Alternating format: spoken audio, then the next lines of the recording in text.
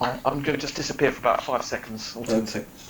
So, and I think we are live now, and so this is the Christmas special of the Supernatural Sight and Salad show, and I think the first thing that we're going to be talking about, just as an interesting, and then move on to broader topics, is the UKIP situation in the United Kingdom, where the party is kind of under threat because its only MP, Douglas Carswell, is basically at the point where he is criticising the leadership, and there's a good chance that he will resign in the hours and days to come. So what do people think about that?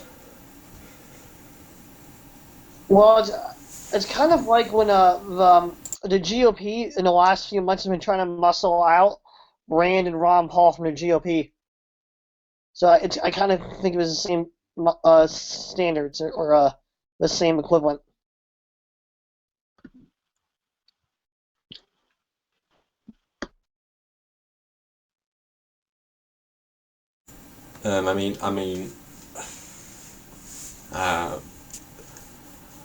The situation, I guess, is that well, Rumpus was saying before we went on air that Douglas Carswell's views and Nigel Farage's views are in fundamental conflict. So the emphasis for Douglas Carswell is more on business and small businesses and how the EU regulations affects that, whereas for Nigel Farage the emphasis is more on immigration.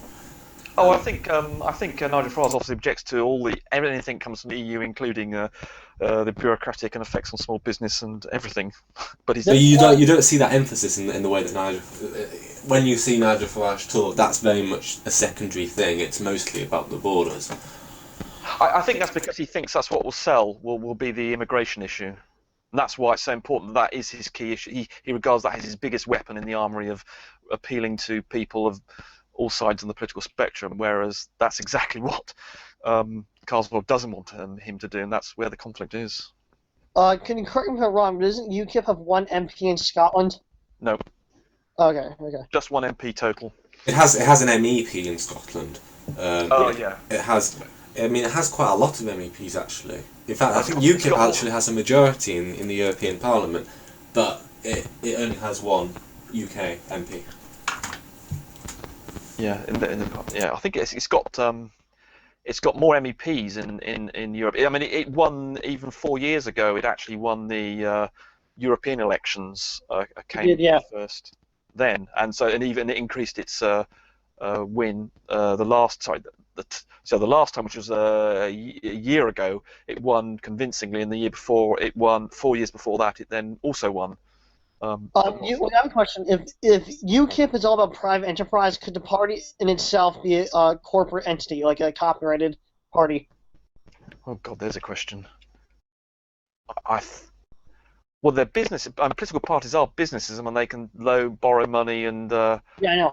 And get donations. So what I don't why. So I suppose they are corporate entities already. I think that's what they already are. What advantage do you think?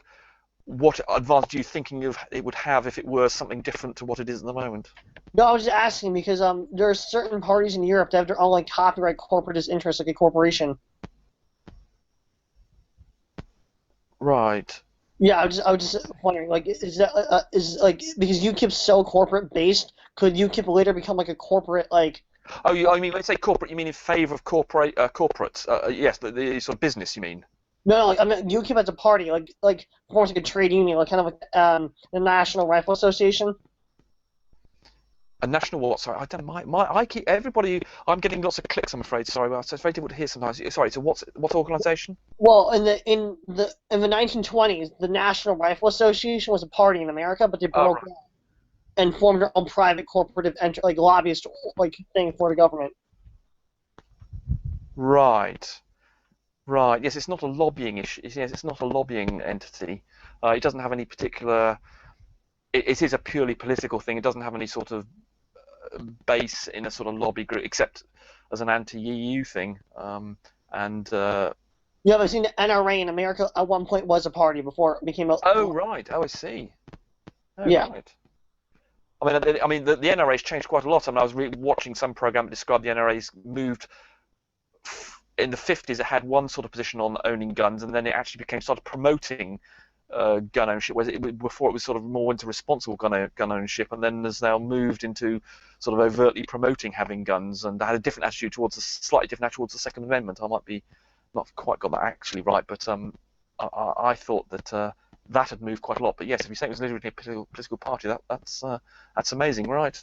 No, I think Nigel Farage wants to be a political party and keep it as that. I don't think he'd want to move himself. I don't think he wants to align himself with big business. At the moment, we still have, unlike America, we don't quite have parties associated with big business, but it's still, even now, it wouldn't be a good idea to associate yourself with the sort of business or corporation. I think we like our political parties to be just purely political and as distant from lobbyists. And I mean, at the moment, we have a big problem with the Labour Party having its links to the trade unionists, and any link between the Conservatives and business is always criticised brutally in the press and attacked in the House of Commons. So in this country, we try and keep it tries to try and be purely political, but it doesn't always work. I mean, I think UKIP has to sort of answer your question. UKIP has moved away from being a pressure group and more towards being an actual political party. So when it was just conceived, UKIP was very much an anti-EU pressure group, but now it is the third biggest political party in the UK. Yeah, we got 4 million votes. I mean, I was one of those. 12% of the 12%, I think, of the last vote, which made it, as you say, the third biggest, and that's half, just well, I suppose, a bit less than half what Labour got, which is quite an achievement. Labour's on 30%, and so has it got 12, 14, whatever. That's quite something to be half the size of Labour. Yeah, I mean, the thing that, of course, they've been very pro electoral reform, so reforming the first past the post system to proportional representation. Of course, that would benefit UKIP. They would have 120 MPs. Wow, roundabout. As many as that, gosh. It's. I mean, obviously, it's about. Wow. It's about a fifth of the. Well, just under a fifth of the. Yes, I suppose so. Yes, it was 50. Yeah, I mean, it makes sense, doesn't it? Because that's when the numbers work out. But yeah. It's 12%, so that would be an eighth. Yeah, I mean something like that. I mean, I think it's about. So what's it? 630. Or 630 MPs. Divide that by 8. How is that? 78 MPs. Okay, so I mean it's a lot. But I mean the thing would be if we had proportional representation, of course, then at the moment we would have a Conservative UKIP coalition. That's basically what would be happening right now, which is interesting. I mean, a lot of very anti-UKIP people are, ironically, pro-proportional representation, which is interesting because they would have to accept that we would at the moment have this UKIP Conservative coalition. Yeah, well, of course, the Greens are the most ferociously rabid anti-UKIP types, and they're all for more EU integration and everything like that, and they're therefore hugely pro proportional representation. Yet they are also obviously totally anti-UKIP. So yes, there is, but obviously they see their own interests as more important than. What exactly are the Greens? I mean, I was reading their manifesto, and I can't grasp what their ideology is. Well, basically, they are really an extreme version of the Labour Party. They are more left-wing. They wish to increase public spending enormously. They're against anything nuclear. They've got the same actual. They virtually agree with Jeremy Corbyn, I presume you know, as the Labour Party leader, and so they're sort of pacifist, neutralist, anti-intervention, obviously green, anti anything that isn't renewable energy sources, and they are pro-public spending. They're all for very high taxation, of course. The Green Environmental Party, you're saying? Yes, the Green Environmental Party, yes, Which obviously. is weird because in other countries in Europe, the green movements can be either extremely right-wing or left-wing. Really? They're right-wing as well, are they? No, but in some... because normally, to have a green agenda, you normally have to have a big public spending agenda, and that normally means you're obviously left-wing if you're green. There are Greens in Canada, and I think also in some areas in Norway, they're extremely borderline right-wing. Oh, right. The thing is, I mean, right-wing is sort of a term that means a lot these days. It has, I'd say, multiple definitions. I mean, I don't know, because the way I use right-wing is I tend to mean someone that is lower taxes, free trade, that sort of thing. But right wing can also mean, some people use right wing as a synonym for fascist, which I don't really like that use. But when you say right wing, I was meaning more like a lot of the Greens in Canada and Norway tend to be more national socialist. Like I wouldn't consider that to be. In terms of what Lumpus was just saying regarding public spending, that's not contradictory. I mean, I would consider National Socialism to be a left-wing ideology, personally speaking, but it is often called right-wing because the right is often used as a somewhat lazy synonym for fascist, although people that discuss the concept of fascism would usually describe fascism to be a sort of fundamentalist, centrist type movement. Like, for example, the Nazi Party, who were clearly fascists, but they weren't that right-wing because the Nazis were... They weren't free market, for example. They weren't necessarily low taxes. The Nazis were fairly centrist in their economic policies, even though they were, of course, they were very statist and obviously fascist and very statist. Yes. Yeah, exactly. So I mean, the right, the so-called far right is used lazily to often describe fascism, but I'm not necessarily sure that's overly useful. So it doesn't seem all that contradictory that you can have a party that is fascist and environmentalist, but it's quite unusual that you have a party that's sort of very free trade, low taxes, and is also environmentalist. Yes. That's more. I think that's what Rumpus was getting at there.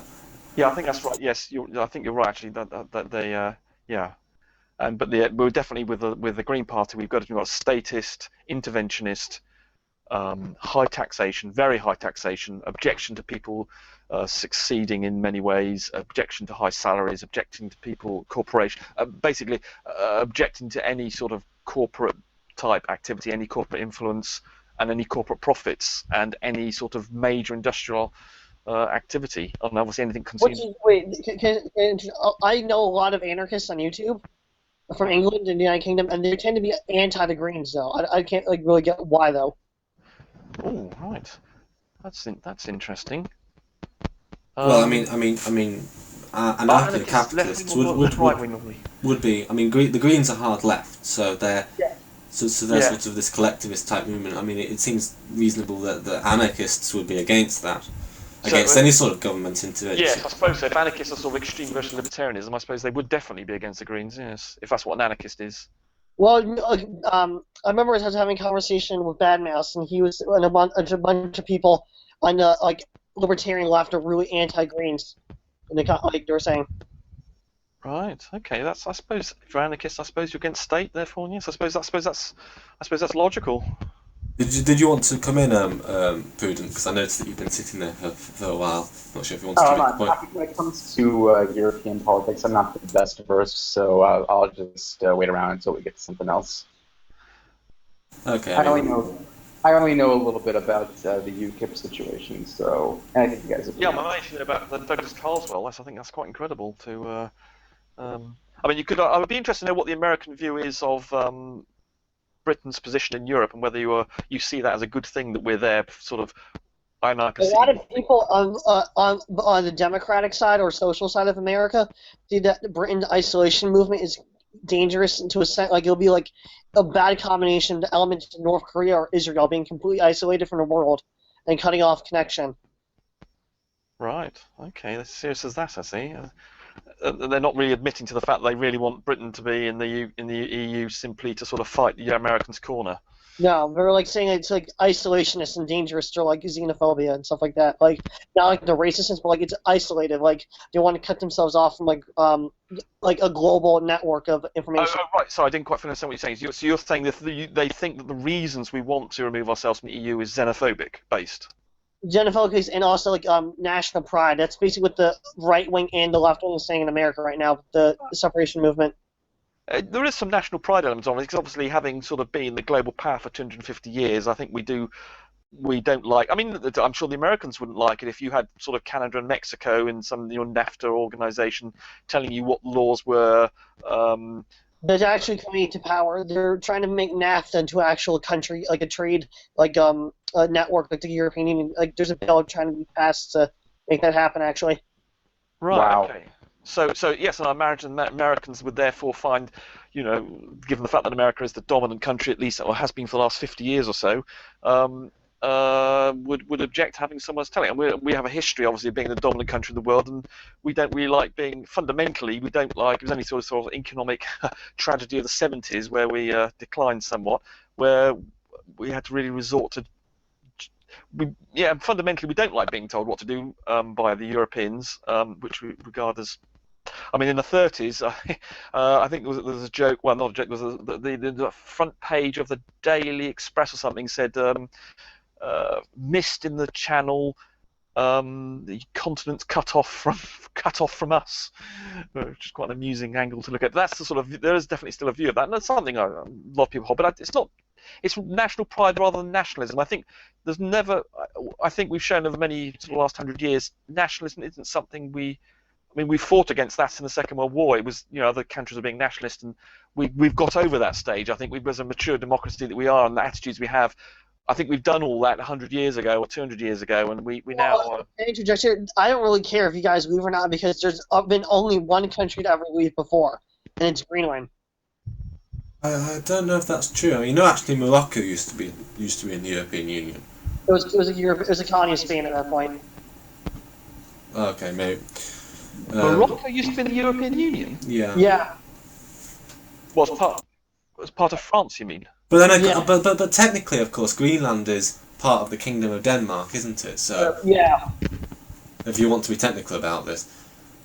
Yes, in fact, when you look at the actual membership of the EU, it gets quite extraordinary. I mean, even things like the Channel Islands have a special status, and there are those bits of Spain that's in Morocco. That's nothing compared to like the British overseas territories, like the Falkland Islands. Are the Falkland Islands in the EU? Are they not in the EU? You could have a whole debate about this. And the list of regulations. It's utterly absurd how many exceptions and addendums there are to the EU.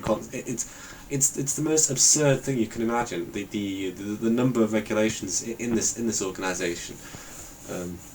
Yeah, and if the Americas going down the NAFTA route, sort of an EU for North America, that would be quite amusing. Of course, Russia has its own version of the EU. What's it called? It's Russian Federation. Yeah, and of course, it was the Ukraine's refusal to join that set that all off. The conflict over there, and they've now I think it's only Belarus, Russia, and Kazakhstan are now the members of that thing. And Georgia. Oh, Georgia. Oh, right. And Azerbaijan. Georgia's a member. Isn't Georgia the one that they invaded? Yeah, it's still an occupation there.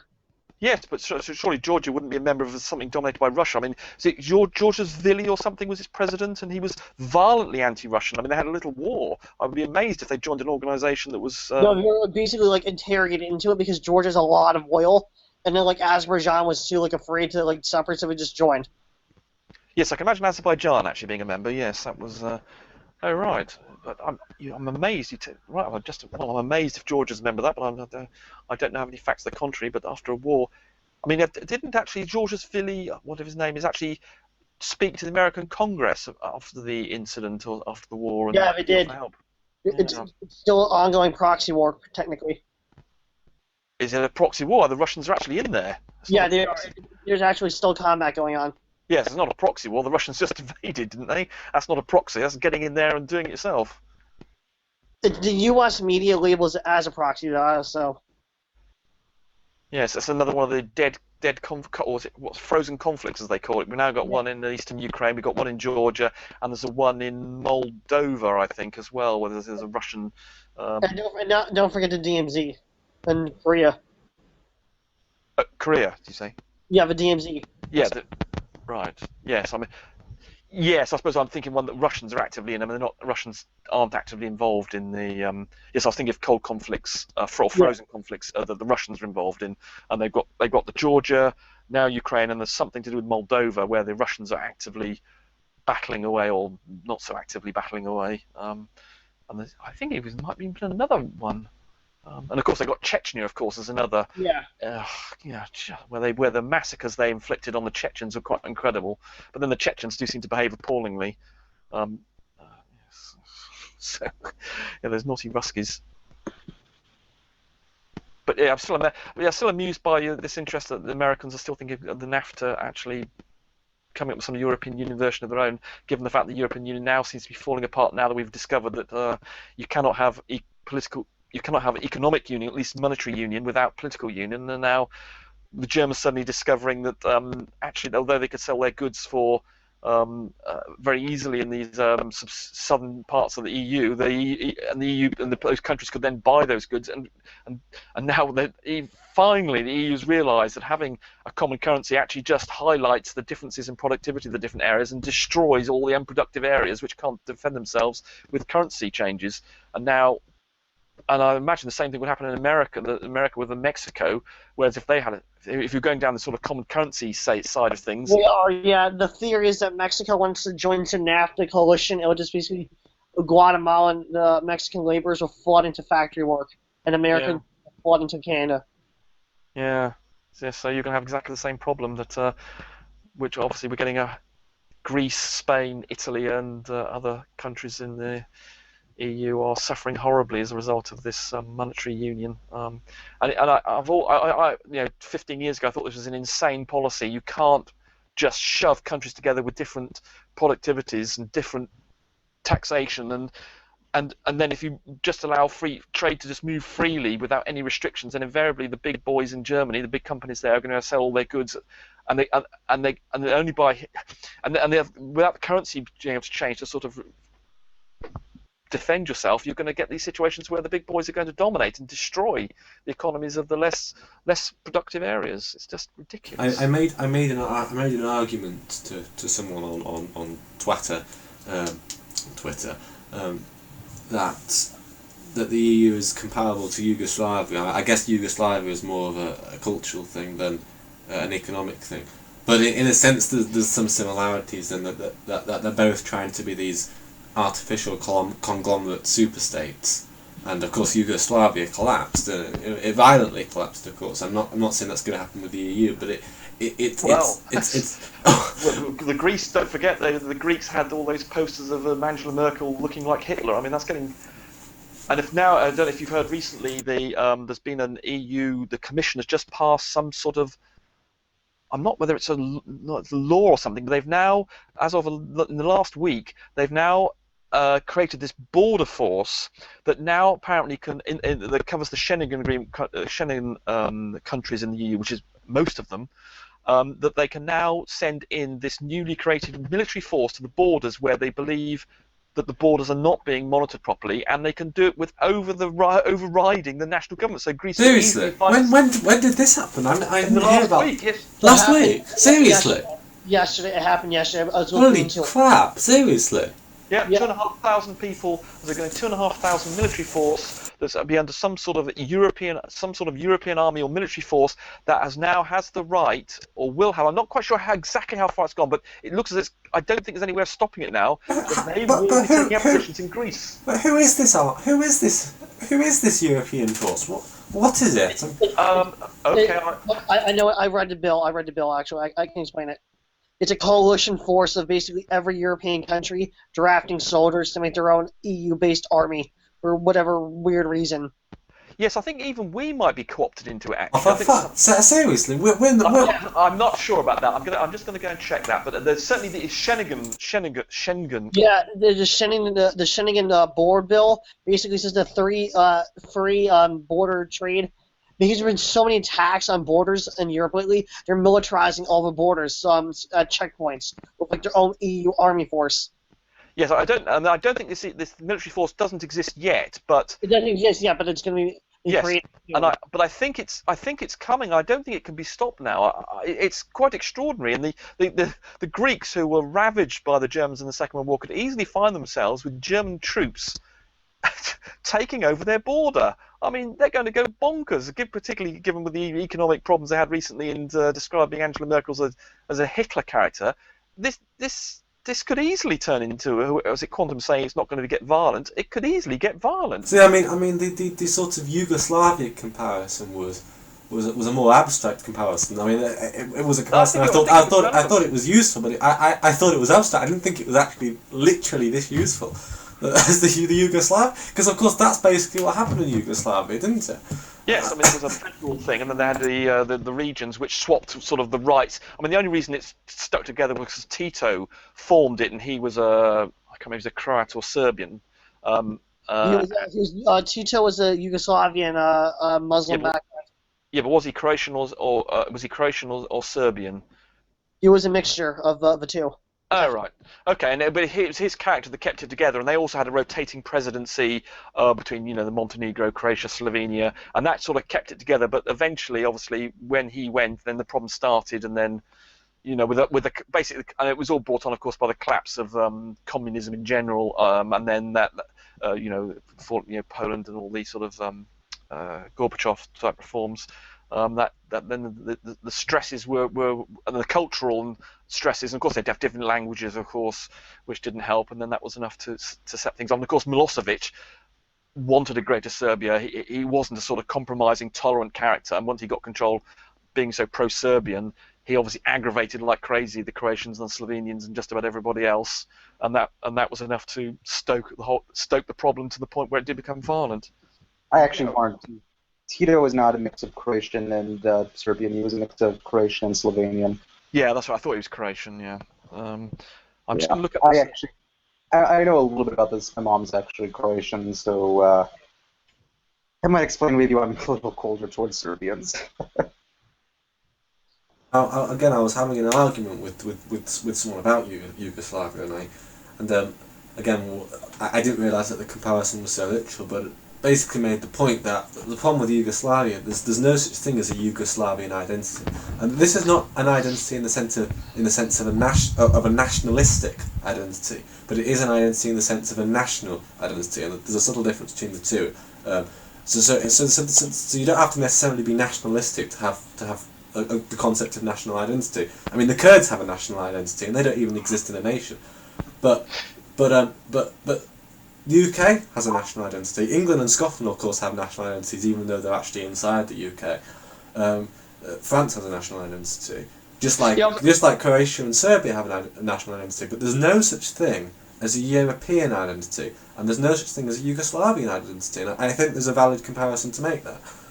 I think there is a sort of Western European sort of identity, with the home of the Enlightenment and all these sort of innovative. Yeah, and even France and not so much Germany, but I tend not to like being European. I tend not to like using the terms of Eastern versus Western European because I think it divides us as Europeans in general. Yeah, they don't like to use it now. This is the point, though. There isn't such a thing as a European identity. People aren't loyal to Europe as a thing. They're loyal to the. I'm not suggesting for a second that we should be nationalistic or even patriotic. I don't necessarily agree with these things, but I do think that there is such a thing as national identity, and I don't think that European identity is something that people feel loyal towards. You were pointing out there's a West thing, but I'd argue there's more of a North and South thing. If we have to divide Europe in any way, we should divide it by North and South rather than East and West. Historically, sort of France, ourselves, Western Germany, Italy, and Spain have been the sort of centre of the sort of European history, and areas to the east of that have been sort of less well developed, less contributing less well. Austria as well, and that's been the sort of core sort of European development culturally and intellectually, and then the sort of eastern side was not doing anything, along with Russia. That was all part of the Slavic sort of side of things, and this is not just since the Second World War. If you look at sort of the history of modern West Europe, they all sort of break it along the middle of Germany, and then cut with Italy ourselves, Enlightenment and Renaissance and all that sort of stuff. But the point I'm making is that since I think this is more relevant in the 1990s and maybe even early 2000s. But I'm saying that since 1990, the East-West divide is diminished to some degree. I mean, we don't we don't really see such. I mean, I'm not saying that Poland is as wealthy as Germany, but it doesn't happen to the same degree. But what I would say is that there's a new divide, not a physical one, no Berlin Wall or anything like that, but there's this abstract divide between the north, such as France, the UK, Germany, yes, and the south, like especially Greece, Spain, France, You're Italy, absolutely right. and so on. Yeah, the northern countries are more productive. You know, the Denmark, the Scandinavian countries ourselves, France, Germany, or even France actually suffering the way. Holland, Austria, and then there's that sort of divide in the north, and then the poorer, less productive, and suffering as a result, and having all the greater debt and suffer more in the financial crisis. You've got Spain, Italy, Greece. Portugal. Portugal, yes, I should mention Portugal, yes. And so that all those areas there much less productive. I mean, in Spain, they've still got 45% of the people under 25 are unemployed. 50% of them, sorry, yeah, so 50% of the people under 25 are unemployed, or just under 50%, which is just, you would have thought that would absolutely destroy this. Wait, I have wouldn't can I bring something into this conversation? Wouldn't it make more sense theoretically if UKIP was the anti-austerity in the long run to attract more voters? They are trying. They are. You say that, and that's exactly what they are doing. Have you noticed that UKIP is going after Labour voters rather than Conservative voters these days? Yeah, but they're not doing it on anti-austerity grounds. They're doing it on anti-immigration grounds. And the fact that they're being ignored. They're anti-establishment, and they regard the main parties as establishment. And they're fighting a sort of anti-establishment agenda, along with the EU spending all our money, and they'd have an extra 12 billion a year to spend on hospitals and the army if they had to have influence over government policy. I agree that they're not going after the young grand left of the SNP and the Greens and the Plaid Cymru, and so I agree that they're not going after that population, but they are going after a population that is, I guess, anti-immigration, but they are also very much anti-Thatcher, which is interesting because UKIP is, at least it did used to be, quite a Thatcherite party, and it's also interesting. You think Nigel Farage is anti-Thatcher? Well, no. This is the interesting thing. I think they're going. I don't think Nigel Farage is anti-Thatcher, but I think his vote base is anti-Thatcher. Yeah, they've done statistics on it, proving quantum accurate on that, actually. Really? Yeah. I would have to look into that. That's amazing. I've just got a piece here in the Times, by the way, about this force that I was mentioned earlier, and I've got a quote here from the Sunday. I think it's the Times. It says here, the start of the summit, which is the one that just started on Thursday. The start of the summit will be dominated by a reaction to German-backed plans for the new armed force. Based in Warsaw, of all places, it will have 1,000 permanent officials and be able to deploy a standing corps of 1,500 border guards at 3 days' notice to secure the frontier of the Schengen travel zone. It could enter countries without governmental permission.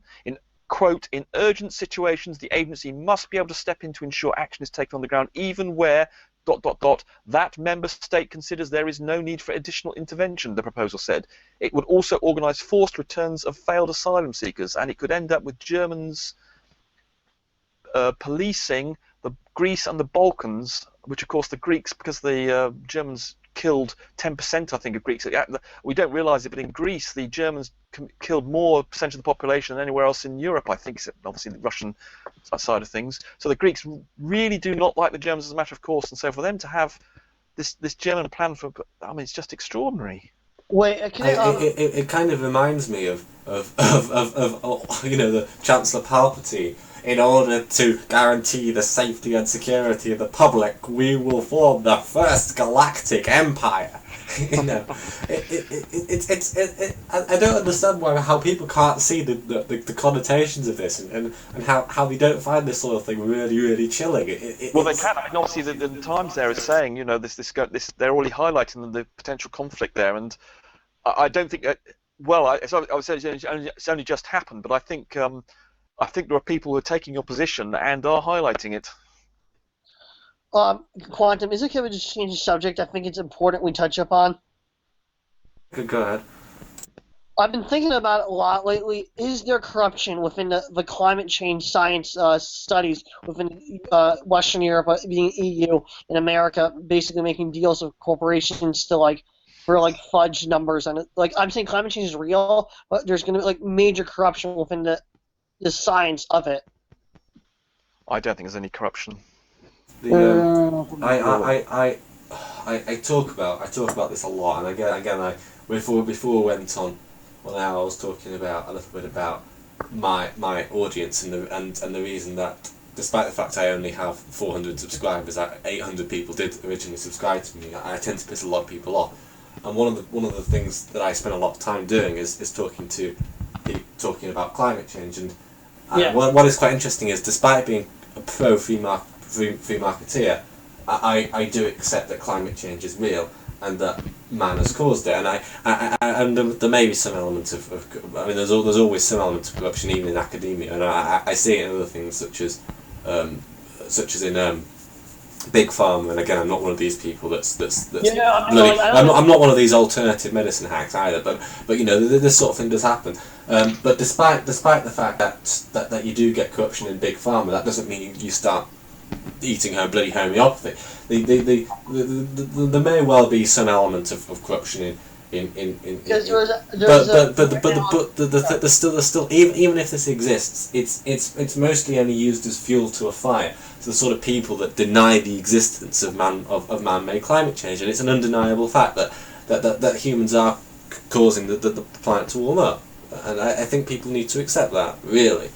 Because the climate change bill they're trying to pass in America is basically in lockdown because the Chancellor of Science and Technology of the U.S. is under a GOP party member, and he basically put the file under like a safe, like a lock vault safe, so it's on lockdown, and it's basically no one can touch it until like the NASA reviews it apparently. NASA. Yeah, because NASA reviews every science bill involving environment and space before it's actually released. Right. I'm always astonished at the way the American political system seems to work. The fact that nothing seems to get done, that the Congress seems to be completely... The American political system seems to be completely fundamentally flawed. The fact that the president can't actually do anything, and Congress simply is interested, because it's not participating in government, just simply looks as internal navel gazing and just simply has the advantages of the individuals inside it trying to maximize their advantage, and it doesn't work, and eventually the US is going to have to do something about it. This is one of the main reasons I don't want an elected House of Lords, because the moment we have an elected upper house, this kind of crap's going to happen in the UK. And again, what I don't understand is, I mean, for my age group, 18 to 24, there's this incredible idealistic naivety that exists among particularly my age group. I don't understand where this comes from. It's sort of, you can't be pragmatic about anything these days. I don't understand it. They're idealistic in what sense exactly? What, electing the House of Lords, or just generally? Well, I mean the whole concept that there might be more nuance to an argument that everything has to be direct democracy, everything has to be 100% fair, everyone has to have equal representation. These are all ideas that sound nice in practice, but you have to discuss the practicalities of these proposals, and I don't think people spend enough time examining what would happen, for example, if you made the House of Lords elected, or if you, for example, had proportional representation. Yes, I must admit I'm reasonably happy with the way that we have the parliamentary system we have in here, where I think the fact that the MPs are part of the government and have to then take responsibility for actions, whereas in America, Congress, the equivalent of MPs, they are simply there to obstruct the executive in many ways, rather than be part of the doers. They're just simply looking for their own. The only way they perceive as having achieved anything is if for their particular constituents or themselves is why they see achievement. Whereas MPs in this country, they see achievement by the government succeeding and doing something useful. Whereas, of course, in America, they're not part of the government. I have a video on this. I might want to link you later if you can, like. What'd you say? Yes, yeah, so all right. I'm interested in that actually, because it does confuse me that the Americans aren't more aware of what, and I can't see how the system. You've got the executive being fought up, having to fight to get through things through Congress and the Senate, and there's always going to be this problem with people that you don't have your Parliament, the equivalent of your Parliament, actually being part of the government, and therefore you're just going to get all these battles and inertia in the system that means that nothing can get done. So if you have a video about that, I'll be quite interested to see it. I don't know where to link it. Like, I can put it into the chat. I can put it like in the thing. Like, Okay, I'll be interested in that. I think Pruden wanted to talk about something, didn't he? Oh yeah, I was going to bring up another story that's Yeah, go, interesting. And feel free to apparently, bring it up. oh yeah, apparently Israel and Turkey are now actually in the process. I think they've already reconciled their diplomatic relations, which have been pretty static for the last 5.5 years since the flotilla raid of 2010. If anyone remembers that. Yeah, the Israel-Turkey relationship, I wasn't really aware of it until about a couple of years ago, and I always assumed that Turkey was part of the sort of Islamic fight against Israel. And then I discovered they had all these quite a close. They actually supported Israel in the UN, and they supported them against Syria or Iran or something. And then they had that incident when they were sent some support to the Gaza, and then those ships were intercepted by the Israeli Special Force, and they shot everyone up. And then since then, Turkey's been anti-Israel. I was wondering. Well, there's a little more to that story though, and they didn't just go in and shoot them up. What ended up happening was they were told by the Israeli Navy to turn around. They didn't. So when some commandos actually came onto the ship, a lot of those activists actually grabbed a bunch of. They had steel pipes of their own. They were preparing for a fight. That was it, steel pipes. Yes, they had steel pipes. Yes. And they actually kidnapped. They actually took hostage 3 Israeli commandos. They threw one of them off the deck, and they stabbed another one. Yeah, And that's true. Yeah. and then they sent in a few more members of the Israeli Navy onto the ship to rescue the commandos, and I think it left 10 of the activists. And I use the term activists kind of like in air quotes just because I wouldn't really. I don't think they were genuine about their activism. And needless to say, for the last 5.5 years, all diplomatic ties were completely static between the two countries. But now, Did they find any arms on the ships, or was it just a I mean, it's supposed to be just a humanitarian mission, wasn't it?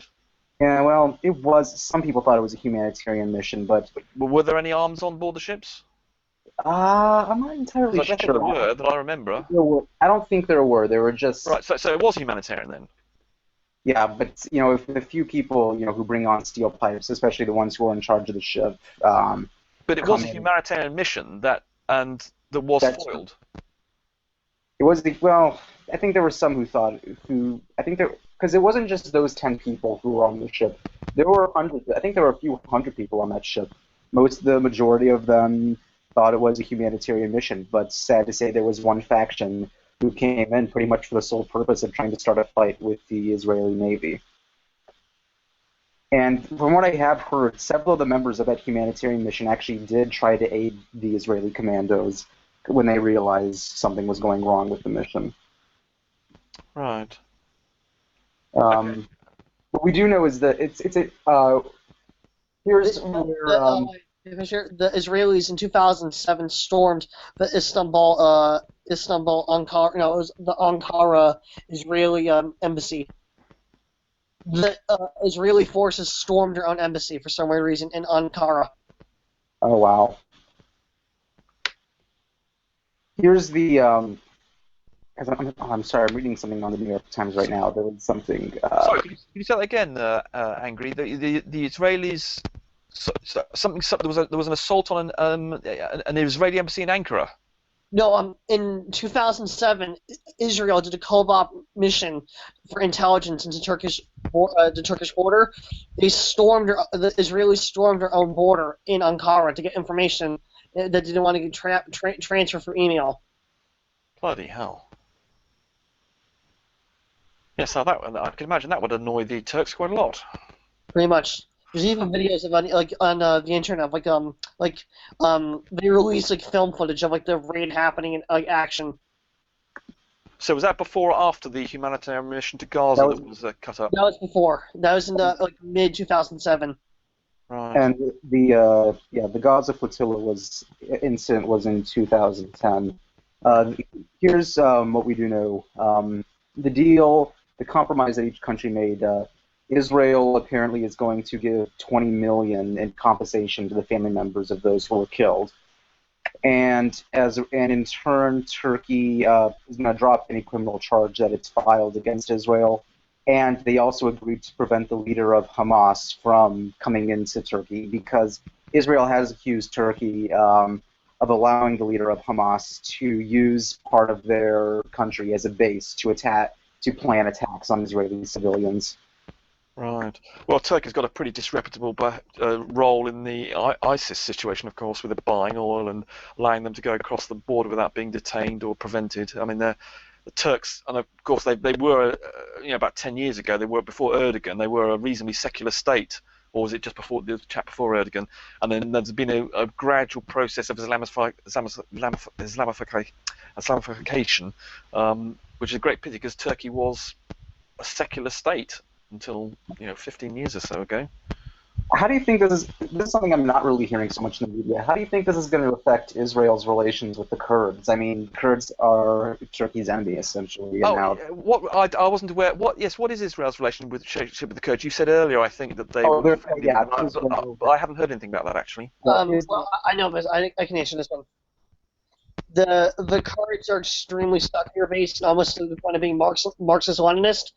And a lot of Kurds are who are escaping oppression go to Israel for citizenship or asylum.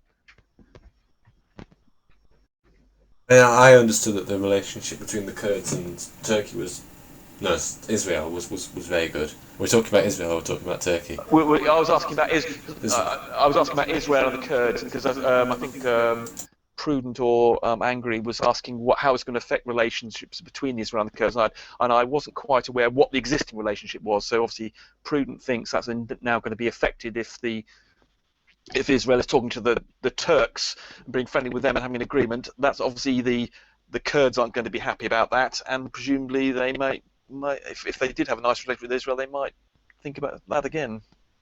I somehow doubt that because. Or just on the basis that neither Israel or the Kurds have an awful lot of friends in the Middle East. Or it could be that Turkey might try and prevent Israel from support. I mean, if Israel is keen on supporting the Kurds, yes. I mean, if Israel regards the Kurds as being a very useful ally, then it could be that the Turks will try and put pressure on Israel not to support the Turks if they're doing that at the moment. Don't we in theory support? There are three types of ethnic Kurd: Persian, Iraqi, and Turkish Kurd. Right. So I mean, they all the Kurds presumably like one another. No, we don't. Oh right. Oh okay. Okay. I didn't know that. I knew they. Right. So you don't think that. So does Israel have friendly relationships with all those Kurdish groups, and therefore just the Iraqi and Persian ones, but the Turkish Kurds are not fond of the other ones because the Persian and Iraqi Kurds are Marxist-Leninists, when the Turkish Kurds tend to be more lenient towards liberal moderate Islam. And are the Persian Kurds not moderate Islamists then? No, the Persian Kurds and the Iraqi Kurds tend to be Marxist-Leninist, when Turkish Kurds tend to be more secular. But still secular. Yeah, so secular, but they're not socialists. They're more how should I say more kind of like the idea of they're more in this idea of classic liberal sense. Are the Iraqi and the Persian Kurds are they factions of the PKK? Yes, pretty much. Yeah. All right. The whole thing is a complete mess. I mean, you can see these quite interesting diagrams that people have drawn of the relationship between all these different groups in Syria, and the surrounding groups, and it depends how far you want to take the enemy of my enemy is my friend type thing, because it seems that no one really knows exactly whose side they're supposed to be on. I mean, in theory, we are de facto on the Kurds' side, but then we're supposed to also be on Turkey's side. And where does Russia fit into all of this? It's very, very confusing. Yeah, the Syrian situation is just amazing, where 2 years ago we nearly were going to bomb Assad, and now we find ourselves 2 years later now bombing ISIL, who are fighting. Well, actually, ISIL are not fighting Assad so much, is it? It's the Free Syrian Army that's from the west of Syria that's actually fighting Assad more. And of course, so the Russians are bombing the Free Syrian Army. The Free Syrian Army's got sort of ISIL on one side and Bashar on the other, and we hate ISIL. And of course, then you've got the Kurds at the top of Syria who are fighting the Turks, and the Turks have got the Turkmens, I think, in northern Syria. So they hate Bashar al-Assad because he's attacking these. They're sort of semi-social, I think, with the Free Syrian Army, these Turkmen. And so, as you say, the network of alliances is just extraordinary. But then there's this recent UN thing, wasn't there, where without actually involving any Syrians. We've supposedly trying to organise reconciliation between the Free Syrian Army and Assad, which I don't think is going to be possible. I mean, Assad has been bombing and chemically extinguishing the Free Syrian Army. I cannot see how the Free Syrian Army is going to in any way have anything to do with the Assad regime. And the idea that they're going to then join with us, which is the Americans have known about, we had a recent vote on bombing Syria. Regarding the Free Syrian Army, is the Free Syrian Army even technically a thing? Because I wasn't. Not really. Because people keep referring to this, but what I heard about this is that the Free Syrian Army is really a misnomer. There isn't a Free Syrian Army. There's basically loads of different factions that together loosely. Rampus. You talking to me? Yeah. You should really check out some of the videos by Howard Bloom. Right. You don't think I've quite got a handle on it then? No, you do, but like Howard Bloom has such good analysis of what's going on, with like illustration maps and everything. Oh right, okay. I'll definitely look at that because it is a fascinating political thing, even if it is very sad. It's how it's going to turn out. I think the only way it could possibly be resolved is if Assad says he's prepared to go, the Russians keep their bases, and the Free Syrian Army. Basically, we're going to have to ask, I think, the Free Syrian Army, who are they prepared to put up with as an Alawite leader? And if we can just get, and presumably they're going to object not just to Assad, but presumably his henchmen and the people responsible for bombing and barrel bombing the Free Syrian Army as well as the Russians. And if we could get something from the Free Syrian Army and say, okay, we'll remove these people from the Assad government, would you accept that? And then if they said yes to that, then we'd have a chance of fighting ISIL. And don't forget, there's Al-Nusra, the Al-Qaeda contingent as well, kicking around there. It's not part of the Free Syrian Army. So that's yet another faction. Then we might have a chance of getting ISIL. But unless we get the Free Syrian Army, whatever that is, agreeing with the regime, which seems to me an incredibly difficult thing to do. Isn't there something called like in search of a Y? It's like a use something. I can't remember its name. It's like they have a green flag. They're associated with a group in the area. You're cutting out. I can't hear you. Oh, okay. There's a faction. It's allied to the United States and with a U.S. interest called it's called Yes something. It starts with a Y. Right. I saw the information out of the news yesterday, and I'm blanking on what the name is. Right. Okay. I'll try and research. But it does seem to be I don't know what these UN people think they're doing, discussing Syria without actually having the Syrian contingent there. Oh, of course. Oh, sorry. One reason, of course, in last week has been one huge piece of news in this area regard is the Saudi Arabian coalition of 30 countries, Muslim countries, that they're going to send in a force. Was it reported last week? They've actually organised 30, including mostly Qatari, Bahrain, but other sort of factions as well. They're going to supposedly send in an army into Syria. You know what's even weirder? The media tend not to cover in this whole issue.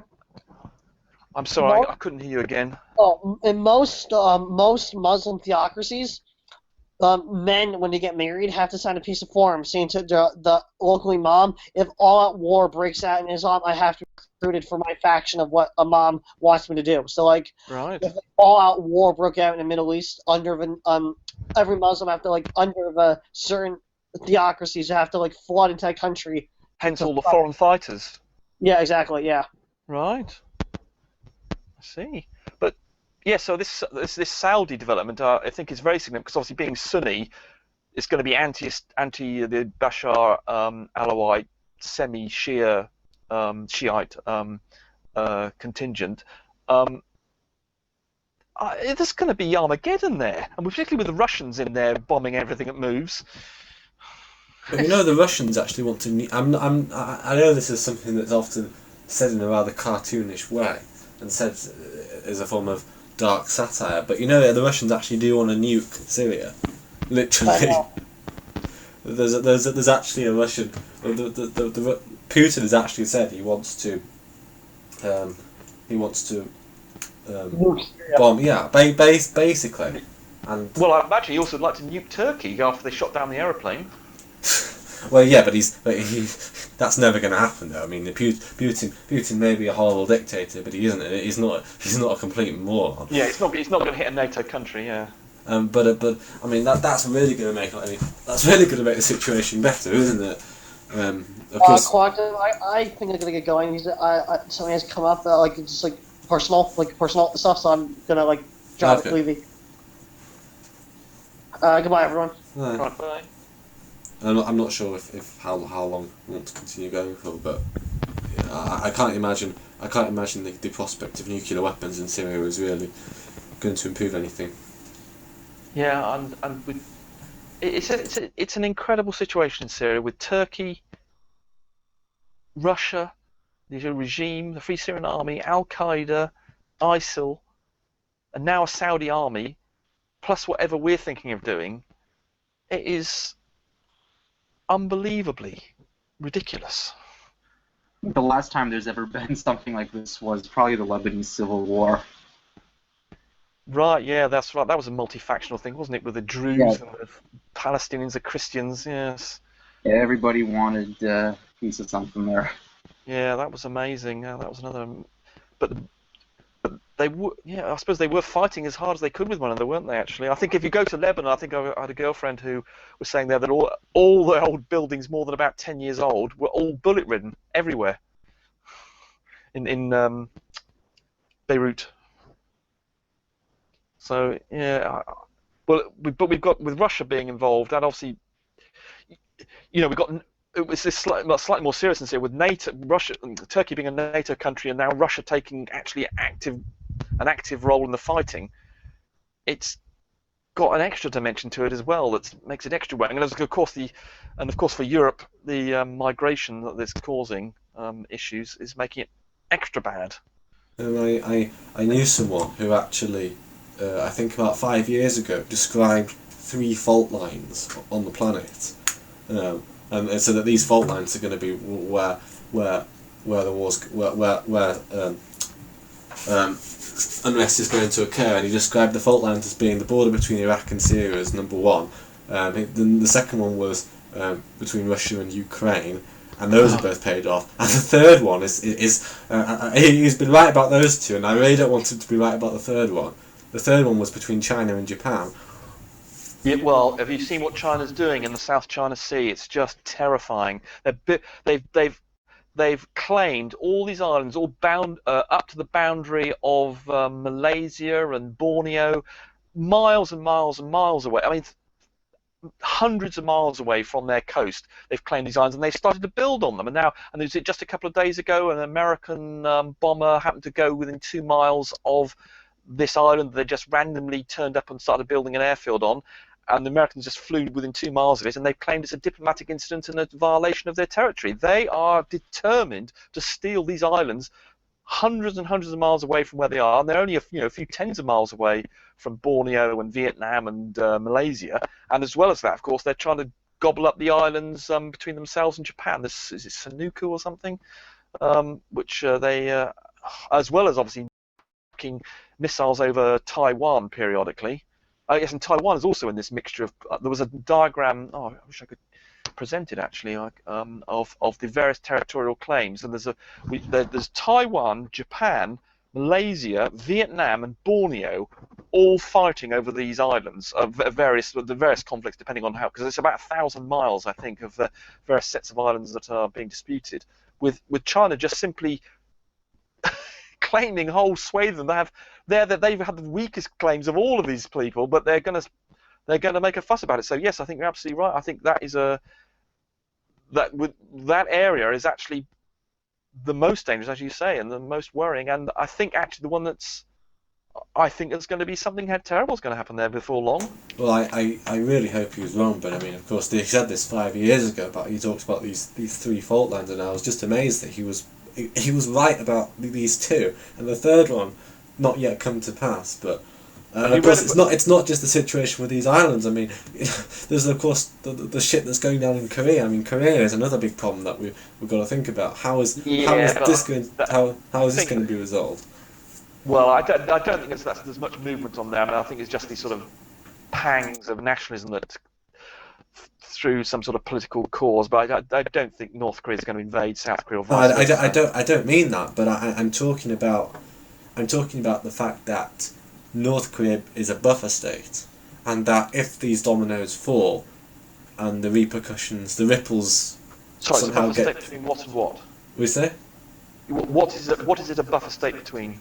buffer state between essentially the United States and China.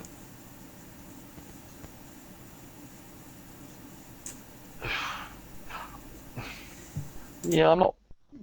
If South Korea took over North Korea, I don't think that would. I mean, we had Hong Kong, which was directly in contact with China, and you wouldn't call that a buffer state. Well, no, but Hong Kong was a British colony. Yeah, but if South Korea, if for instance, if South Korea somehow took over North Korea, I don't think the Chinese would get. Although they support North Korea, I mean they've been a bit frustrated with Kim Jong Il. I don't think they would regard that as an aggressive measure. I'm not quite I sure. mean, I mean, basically, it's already happened once. I mean, that's essentially the entire premise of the Korean War. Yes, but that was because it was.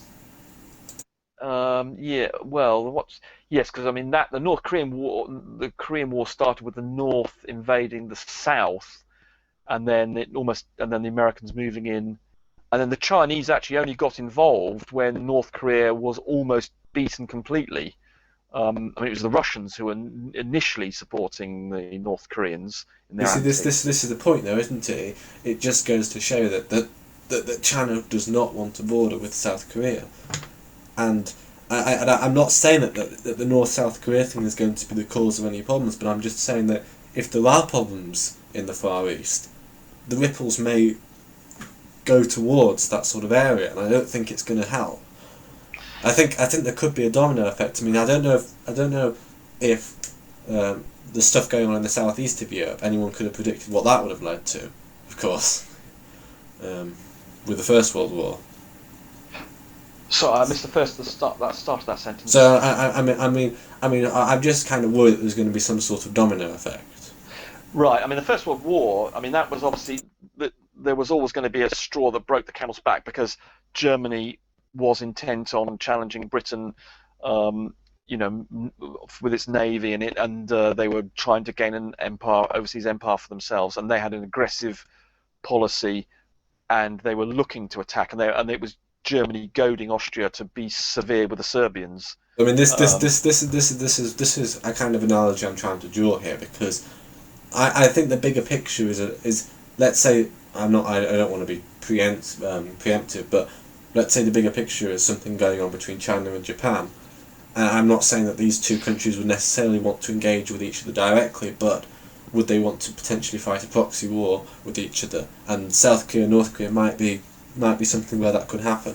I don't think it's a proxy war, because I don't think South Korea regards it as a proxy of Japan. But I think there is a direct conflict over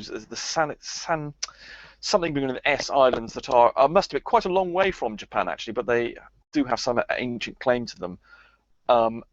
And it's not going to be a proxy war. It's going to be a straight on, battle if they have one. But I think with the Americans obviously supporting Japan, I think that China will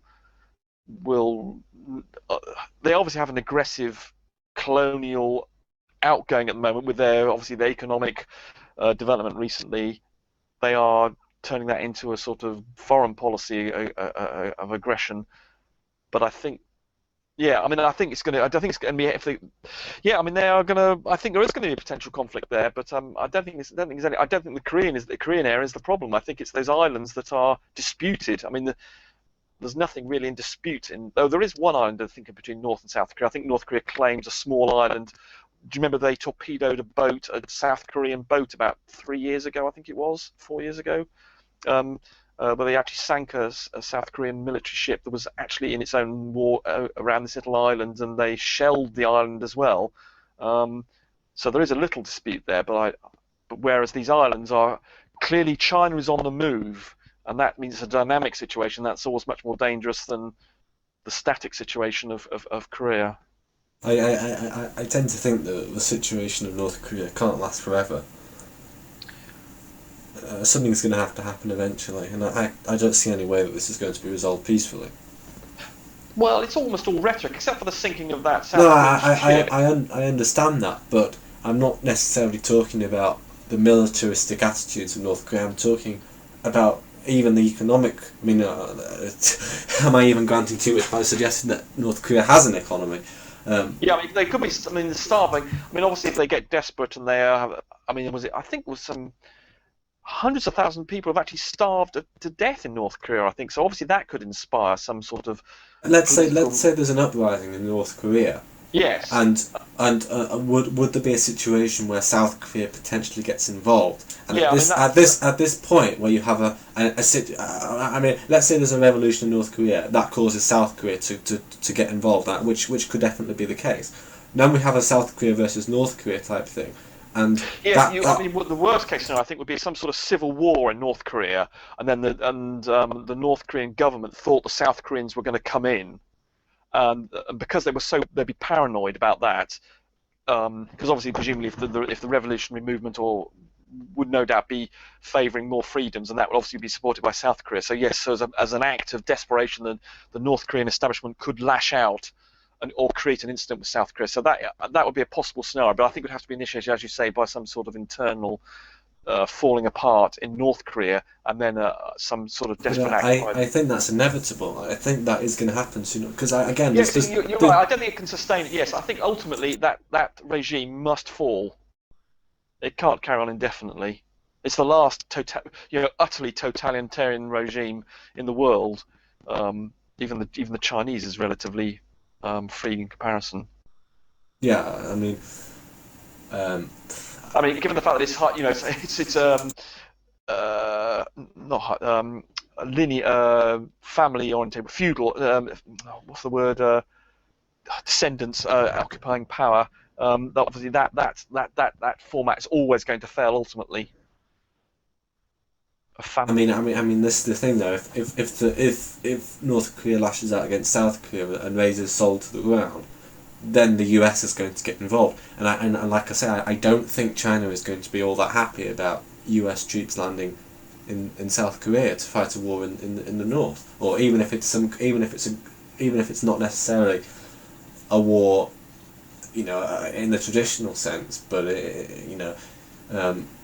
but I think the situation. I mean, I tend to see that the Far East is a powder keg that's waiting to go. Not in the same way the Middle East is, and certainly not in an obvious way. But I think ultimately there is. If World War III is going to happen, and I'm not suggesting for a moment that it is, then I'm China is going to be involved, and the US is I also. think you're right. I think it's aggressive because it's one of the few well, I suppose Russia as well. I suppose Russia's sort of more defending itself really. Yeah, but China seems to have an overtly colonizing policy, and that yes. So if they persist with that, that is going to, and they're going to come to conflict with the US and other countries, and yeah, I think you're right. I think that's the area. Russia is more on the defensive, and particularly with its the oil price having collapsed and things, it hasn't got the means anymore to do very much, and its army is going to be reducing, so its economy. So I think it's going to be on the back foot. But whereas China is still growing hugely, and it has an aggressive foreign policy. So I think you're right. I think that is the area that would be the flashpoint for something very nasty indeed.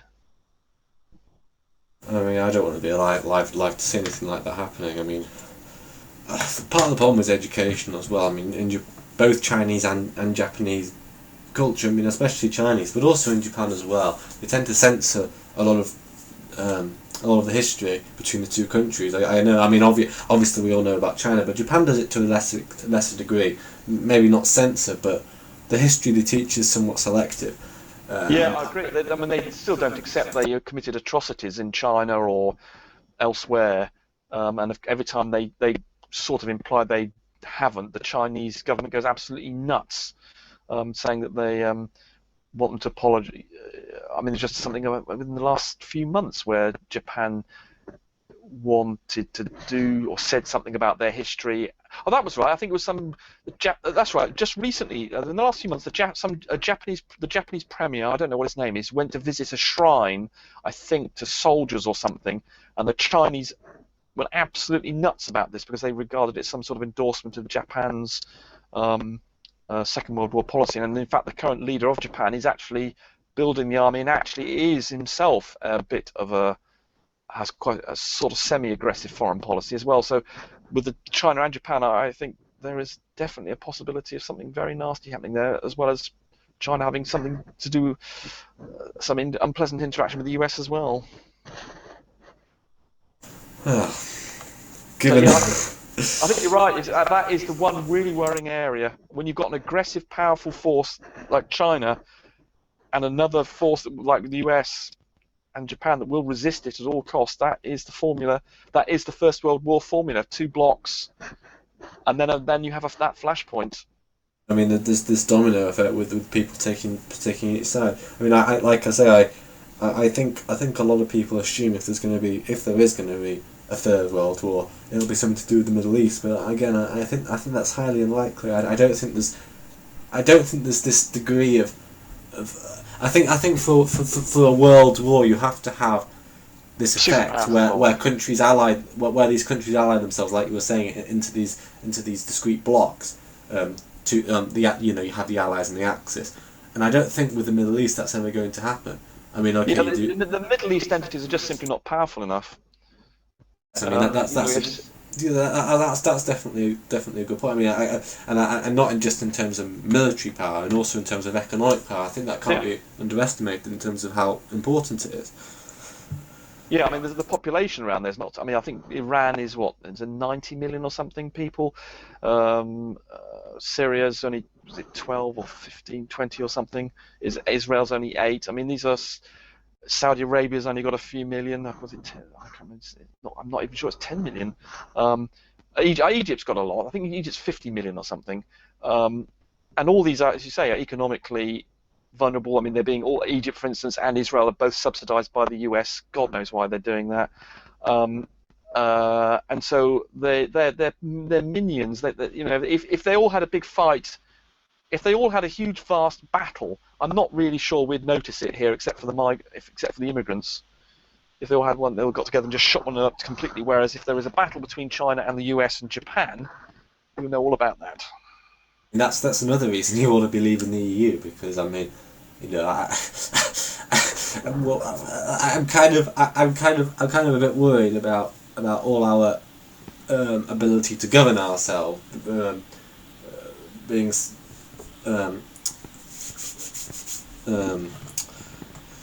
You mean we have to practice? You mean because I mean, basically, I'm kind of worried that being a member of the EU is going to potentially, if there is any kind of conflict between the US and China, we don't really want to be getting involved with anything like that. But it's very hypothetical, of course. Sorry, and you think that being members of the EU will increase our chances of being involved in that? Yeah, definitely. I would have thought. I don't know. I would have thought. No, I would have thought the EU would keep well clear of that. I mean, if anything, we are more likely to get involved because of NATO and our affiliation to the Americans. I mean, if the Americans got involved with the fight with China, it wouldn't surprise me if we felt obliged to come in. The UK felt an obligation to come in on the American side. I can see. I can understand that. Whereas the EU, I mean, if it's NATO, I mean, of course, if it's an attack, obviously, if America gets involved with the battle with China, that's a NATO issue, which means, in theory, most of Europe is NATO. In fact, I think most of Europe is NATO now, actually, isn't it? Even the French have joined in. So so in fact, that would be a NATO conflict if China attacked the US, though it doesn't quite have any island. For the US, there's no actual.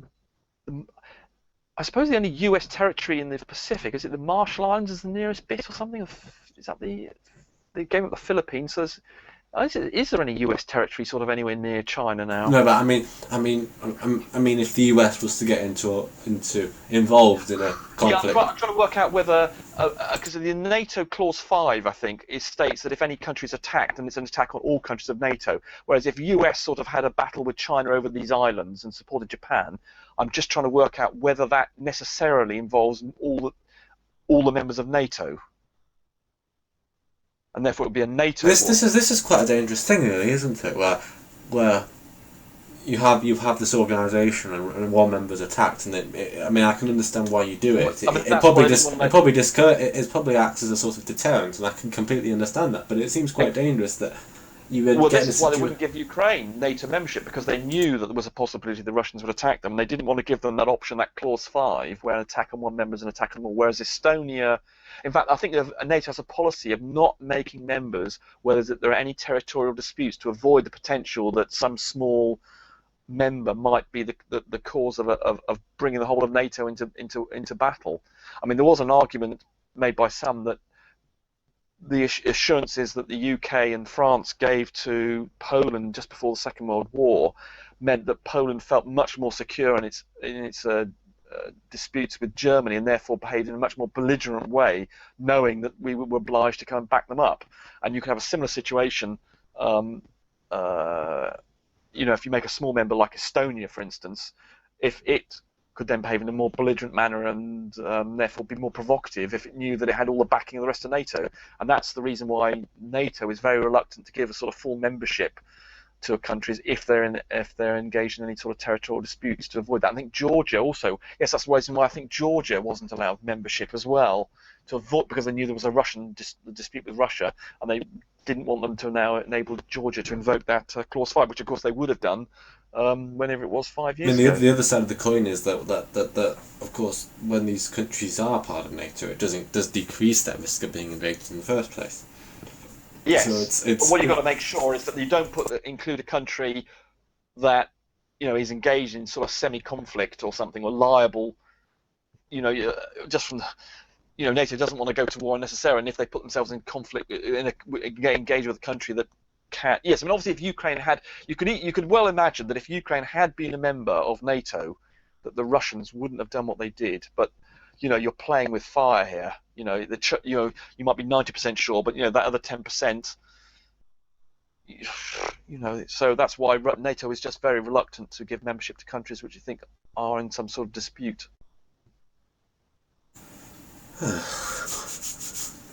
So it's all very complicated. It's an unpleasant world, really, isn't it? Yes, and it's got and with and you wouldn't really believe that Europe, the southern states of Europe, would be so distressed in the last 5 years since the financial crisis. It's when you look around. I was explaining that I was speaking to someone a few years ago, and I was just going through all the countries of the world, and I suddenly realised that the vast majority of terrible record on human rights are in conflict, and it's actually got worse since the end of the Cold War. I really can't. And also, the Arab Spring, of course, has just aggravated it further. I mean, Africa's a worst mess. I mean, South Africa's a horrible mess as well. I mean, there's barely a country in Africa that isn't in some sort of Well, of course, there was Libya, which was the richest country in Africa, and actually was doing quite well up until. I'm not sure it was the richest country in Africa. I mean, It was Libya was, well, it had the there were some oil-rich countries, I think, very small ones near Angola, near not Zaire. There's one that per capita, I think was. I mean, yes, perhaps if we're talking about total GDP. No, I think it was No, GDP per capita. I think Libya was the richest. Really? Okay. Yeah. Libya was very well off in terms of its economy, and in terms of something like Human Development Index. Which is, I'm not saying you'd want to live in Libya under Gaddafi, but it was in terms of prosperity, it was actually pretty much at the top. And then of course Colonel Gaddafi was toppled, and now things are a lot worse. Yeah, I mean, and of course in Libya, the area around Benghazi had the highest number of Al Qaeda operatives in Iraq as people who went over there. And also things like Egypt obviously had its trauma just in the last few years. Then the Sudan, Ethiopia is always Somalia is always a basket case, of course. And we've got Mali and Algeria was having problems, and Morocco and Tunisia went. And I think Tunisia was the only thing that came out of the Arab Spring vaguely intact. And then you've got Kenya and Uganda. I mean, Uganda's got some. Is it Kenya or Uganda's got some running serious civil war? I mean, the whole of Africa is just a complete mess. Nigeria is a horrible place. I mean, although it's getting richer, it's a corrupt, nasty society. And of course, they had the Ebola crisis to the west of that. So that area is a disaster. You mentioned Tunisia. The funny thing is, the Arab Spring essentially started in Tunisia. Yeah, it did. But they were the least affected. Yeah, that's right. They were the ones who seemed to. Even then, it was quite amusing. I think was it the woman, the wife of the president of Tunisia. She got them to move, or she tried to get them to move the resources of the country from one bank to another in her own personal thing, just before they were ousted or something like that. But ultimately Tunisia seems to be the one of the few countries that came to the Arab Spring out the other side in a reasonable way. But God, I mean, Africa is a complete mess. In South America with Argentina, Brazil, of course, is undergoing some horrific economic. I think it's shrinking by 3 or 4% or something. We can be optimistic about Venezuela though, because Venezuela has finally toppled that pretty nasty socialist regime. Which is also being lauded, of course, by the Jeremy Corbyn, the Labour leader. Because yeah, that's right. That's right. There was a recent election, wasn't there, in Venezuela that actually put. But would you believe? I think they've got the third largest oil reserves in the world, and yet they don't have enough toilet paper for the goddamn country. I mean, as of is it 6 months ago I was reading that they didn't have enough toilet paper in the country. They couldn't afford to import it or something because of what's his face is the chappie's views. The chappie used to be president because he so mismanaged it and.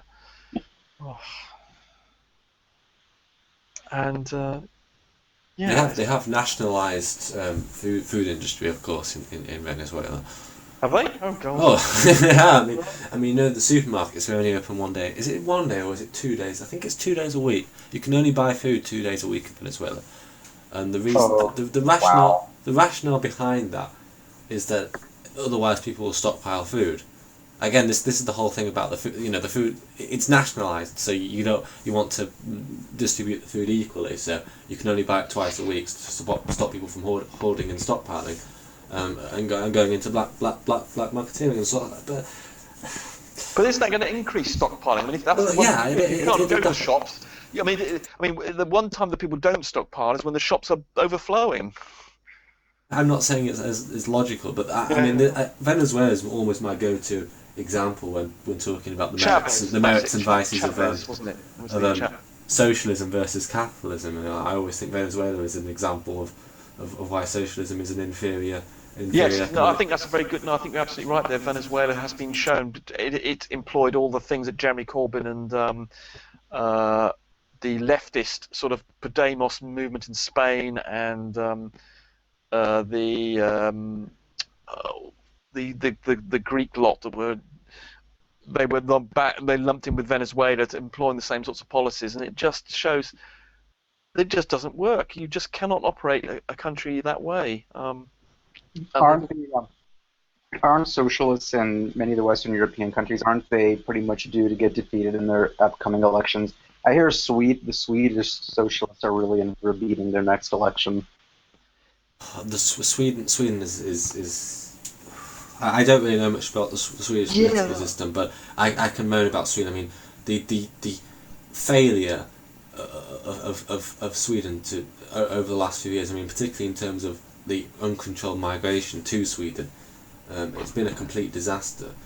They're currently having a battle with the Danes. The Danes have now put up barriers to migration across them, and they're having a fight with Sweden over being a conduit for migrants to Sweden, and Sweden obviously being prepared to accept migrants, and Denmark now not has brought them for the first time into some sort of political conflict, not nothing serious, but in terms nothing military or anything, but they are now in dispute, which normally they used to get on with very well, of course. And I think there is this European army thing, though. I mean, I can't quite. It basically proves everything that Nigel Farage said is just basically true, isn't it? I mean, the thing is, it's a series of little steps each time, and each time, just like evolution almost, it's the evolution of a superstate. Every time someone says, no, this is not going anywhere, this little step is perfectly fine, but when you add up all these little steps, you realise, when you compare it to how it was in 1975, or when we had the referendum the last time, the the development's been incredible. I mean, if we joined the euro, if we had joined the euro, we would have our financial policy. We would have been bankrupt after. It was the only thing that saved us because the financial industry in this country was so much greater than anywhere else in Europe. The only way we were able to survive was through quantitative easing and the depreciation of our currency. And now we've come to the other side. We were okay, but God, if we'd been in the position of Greece, where they had no currency, and I don't know, there was an interview with the financial the Greek chap who lives in Britain and who was the financial minister who got kicked out 6 months ago. He was saying how, because they had the euro, it was just they could not do anything to introduce their own currency quickly and therefore get the sort of the insulation from the euro and being able to depreciate the currency to have any short-term effects, because it was take 6 months to a year to do anything. They were just stuck in a cleft stick, and they couldn't do anything. They had to accept the austerity measures given to them because they could not break out of the euro quickly and easily. Whereas, of course, because we retained our currency through a financial crisis, we were able to do everything we needed to do to survive. I mean, the interesting thing about the euro is that the euro itself actually kind of spawned these sort of multiple microcurrencies in a sense, because there were actually people stockpiling German euros, because the value of the euro actually is not constant. The German euros are actually worth more than the Greek euros, for example, because you can actually tell by looking at the currency whether the euro was manufactured in Germany or it was manufactured in Greece. So in a sense, there's sort of this reversion back to the natural state of these countries having their own currencies. It's absolutely absurd. I didn't realise they were actually valued at different. I guess people don't realise this, but if you look on a euro, I don't have any European currency on me, but if you look on a euro, you can, if you look. I was aware there's an initial letter on the on the stamp would indicates where it was. So for Germany it's an X. And the ones with the X on it are actually worth more than the other euro. I mean, of course, not that many. I mean, not that many. If you're going to a shop, I can't believe that they're going to look at the X and say, "Oh, we'll give you a 10% discount." No, not to that degree. I mean, currency is only worth as much as people have confidence in it. So, and I can understand why people don't really want to be going around saying this. It's really counterproductive to the whole European. The euro project anyway, but it is true that German euros are valued more than Greek euros or any other kind of euro, for example. So I must admit, I can't see how in practice that can be, unless shopkeepers and things. I mean, it won't be things like shopkeepers, but I mean. Well, but the euro accounts. I mean, in the bank it must be worth the same. So a transfer of euros from, say, a bank account to a German bank account, that must transfer the same value. Yeah, I mean, but it's yes, it will, but the issue is that people realise that Germany is more financially secure than basically any other country in the euro. Absolutely, but I'm not quite sure how that can. But because people realise this, and people know that you can distinguish German euros from other kinds of euros. Right, but ultimately, no matter. Obviously you can explicitly say that the value is worth the same, but people have higher confidence in the German euro. That's inevitably going to be. That's correct, but I can't see a practical situation in which your Greek euro would be worth less than a German euro. I don't know what if shopkeepers aren't looking at the different types of stamps on them, then that means that that means that you're in hand. So the only other transfers that occur are in bank accounts where that must be the same.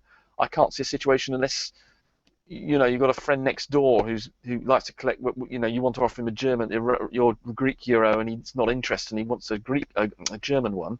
I don't quite see the practical situation where that difference in perceived value actually manifests itself in reality. Okay, I mean, But certainly perception. There was a point certainly just before the last 3 or 4 months ago when the Greeks were thinking of stamping the euros with a Greek. This is Greek on it to effectively give themselves a quick way of having a paper currency differentiated from the other euros because they couldn't print them obviously short and they didn't know quite what value they'd have. So there was a definite possibility then until the oh god, what was the Greek party that was in power that then got kicked out? Or accept? No, they didn't. They didn't get kicked out. Then accept. Yes, it's all gone very quiet on the Greek thing, and I've now forgotten all the developments. Now the Greek Prime Minister chap. Yes, he's still actually there, isn't he? The one who but he kicked out his financial minister, who's the guy who's working at an English university, and he was interested in game theory, and he was playing this game theory with the. Oh, that Greek situation is just as that's good. There's another situation that's going to can only get worse. I mean, they've got 150% or whatever it is debt to GDP. They've got no way of paying it back, and even though they've written off tens of billions of pounds of debt, they're still incapable of paying it off, and they never will. And because of the austerity measures, their economy is shrinking, and so their debt is becoming greater, even if they aren't adding to it as a proportion of GDP. Well, I mean, the thing about Brexit, of course, is that if Britain leaves the EU, it's going to be, again, I talk about the domino effect a lot, but it is going to be the first. Well, the French nationalists are dead interested in that happening, of course, because they regard that. Marine Le Pen has said that she would welcome it, and it would be a strike. She believes it would lead to the breakup of the. I think she's even said it. Yes, she thought it would lead to the breakup and the ending of the EU as such. I don't think it would, but don't you think so?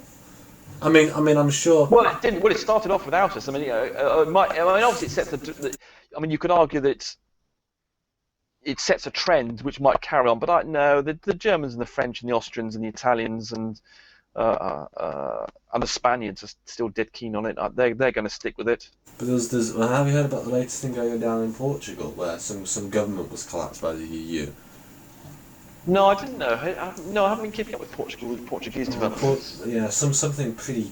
Because they're in a desperate state, of course. I mean, they're in some ways worse off as bad off as Greece in many regards. Yeah, exactly. I mean, it happened, of course, in Greece. I mean, basically, the EU stuck its nose in, and essentially caused the elected Greek government to be toppled, and I think something similar has happened in Portugal recently. Right. So I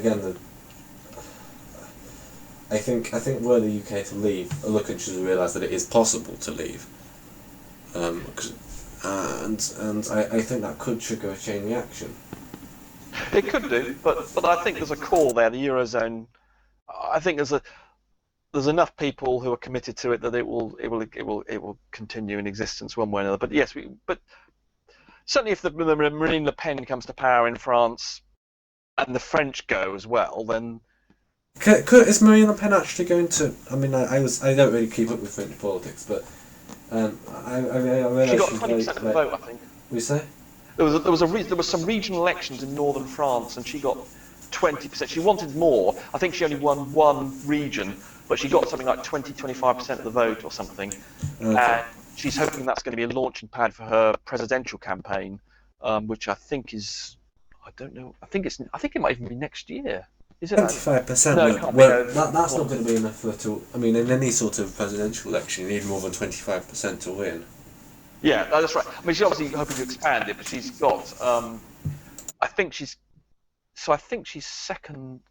Yeah. So anyway, obviously, but if the migration issue gets worse and something others, because of course France is at the moment rather sclerotic, and it's all got almost no growth. And Holland, their GDP is going slightly decaying. They've been in recession, I think, they've grown much less than we have since the financial crisis, despite the fact that we had the problems with having a large financial, much larger financial industry.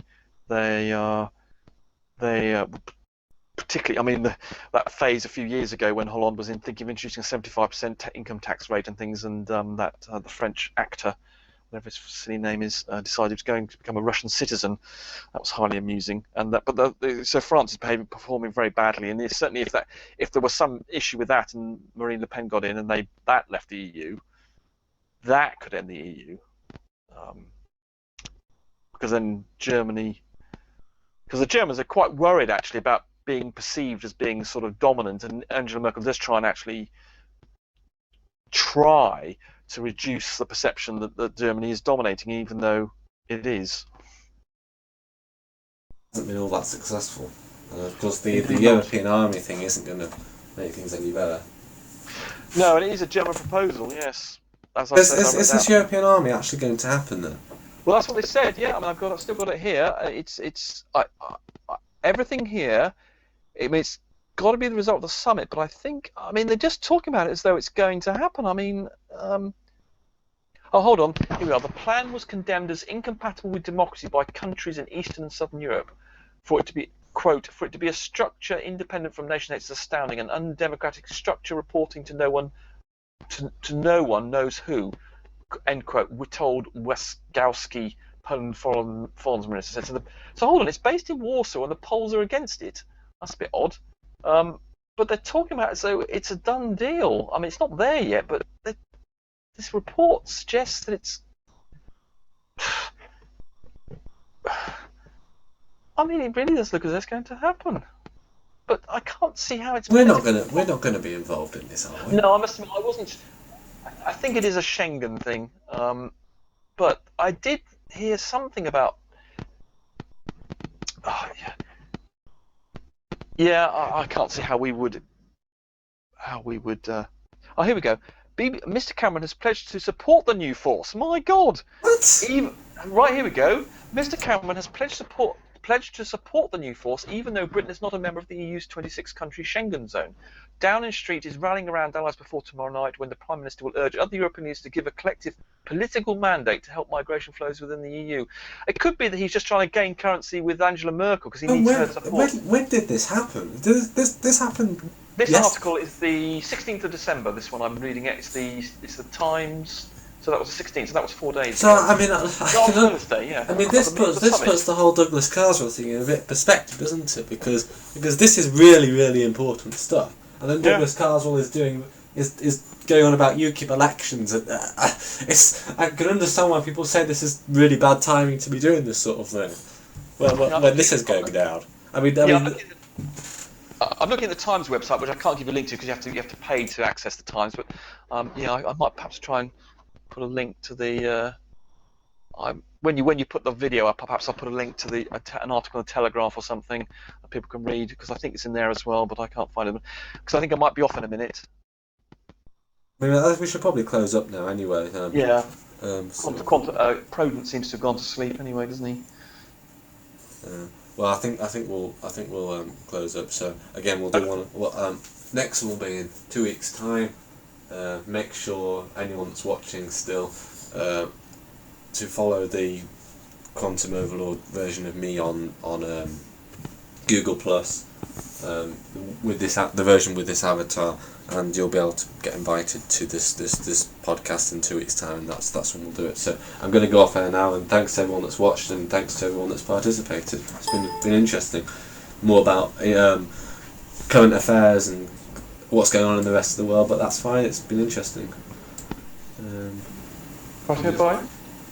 I'm just going to turn off.